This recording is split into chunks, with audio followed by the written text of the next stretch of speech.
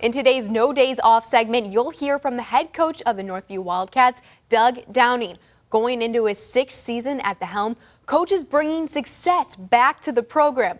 Success that has not come easy to the Wildcats, considering after winning their first 7 games last season and then losing in the first round of playoffs, this team knows what it's like to be at the top and the bottom. So when I think back on your season, a lot of words, roller coaster, dramatic, incredible. What word or words do you use to describe what happened last year? Maturity, development of the program, embracing the process of building the program and the kids taking hold of it and taking ownership to it. And I think that was the biggest thing, because each year you're going to have roller coasters. Obviously our roller coasters were a little bit higher and further down on the drops, but still for the most part the kids, your leadership, all the things that you try to do and develop a program wise, you instill that in them and the kids acted on it and did a nice job, and that was the biggest thing. I think anytime you have 2 schools in a city or in an area this size, I mean, obviously, you know, everybody knows each other, everybody grows up with each other, and Northview has always kind of been second to Southview in football until you come around and then has gradually clawed their way up, no pun intended. How has the philosophy maybe in the neighborhood, in the north side, changed from football is important again? Well, I think the biggest thing is as you come in, you're trying to build a culture, you're trying to change a culture, because it was, and my kids have gone through the program here, so I knew about the program and what was going on. The biggest thing for me was changing the culture as far as just the mentality and pushing these kids through in the right direction. And it wasn't beating them down, because they're already beat down. Now it's a positive attitude and a work ethic, and that's all I built this whole program on, was a positive attitude and a work ethic. And if we do those type of things, I mean, effort equals results.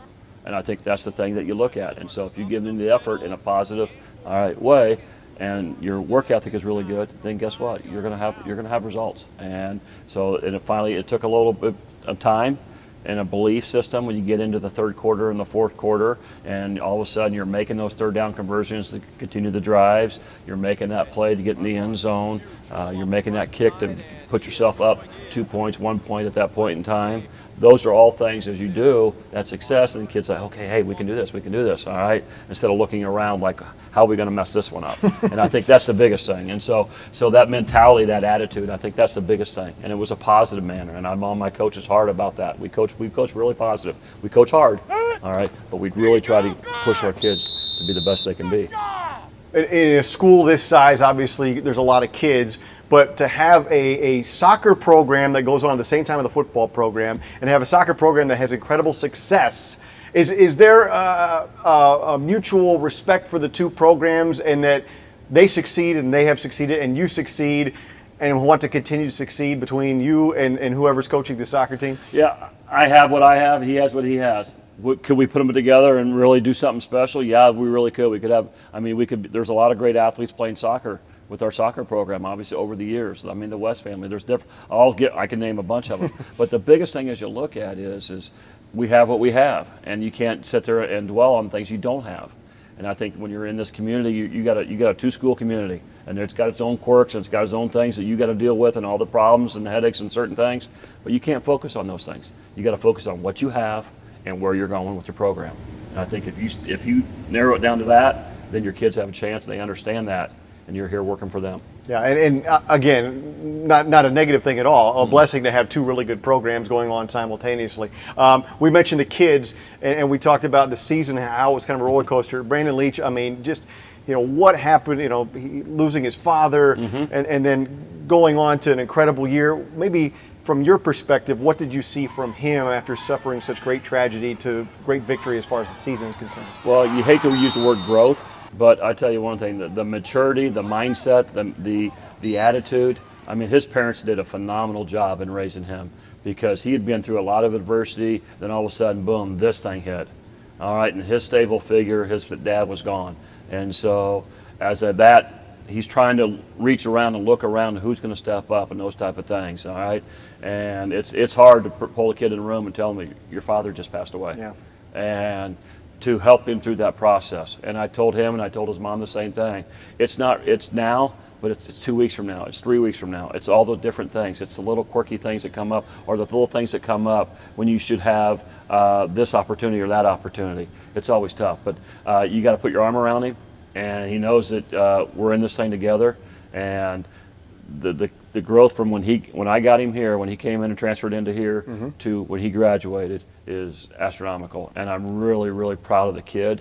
I'm proud of Renee, the mom. I mean, it's one of those situations as a coach, that's why you coach.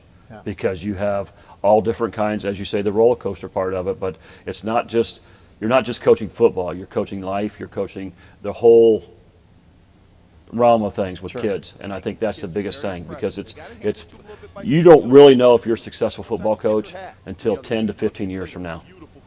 That's when you really know if you're a successful football coach, because the wins and losses will come and go and stuff like that, but how you teach and develop young men to handle adversity, to put themselves down the road in life, I think that's, to me, that's a football coach. Did you see anything out of your room? I mean, after, obviously it's a teammate, but did you see anything out of your kids when they reacted after hearing and in support of Brandon? Oh, no question. I mean, it was, what can we do? What can we do? What can we do? How do we do this? How do you handle this? I had to talk to Brandon was gone. I had to talk to the team about how to handle it. Kids don't know what to say. I said, I don't know what to say sometimes. But the bottom line is, you got to put yourself in that situation. Just be there, knowing that's support. If he's sitting there, I said, he's going to break down and cry in practice. I told him, I said, go over there, gather your thoughts, get yourself ready to go, come back when you're ready. Yeah. And if you go with that approach and the kids say, hey, just move on, let's go. And it's not move on, but it's the fact of you're there for him, you're there to support him in those situations. And we had a great senior class, Jeffrey Blanks and Joey Okeke and Alex Sample and Dane Hollebarger, and I could go on for all the seniors. And it's just the Ben Boyers, the McCormick kid, all those kids that they all of a sudden that really almost brought us tighter together, and that type of thing as a leadership and all those type of, because you got two schools, you got a couple junior highs coming together, you're mixing all these kids. All right, there was at that point, there's no lines drawn, you're going to this school or that school, open enrollment, all that good stuff going on when you have dual school systems. Right. But the biggest thing is it was really good for our core group of kids. They really battled around it and really taught my young kids how to handle those things.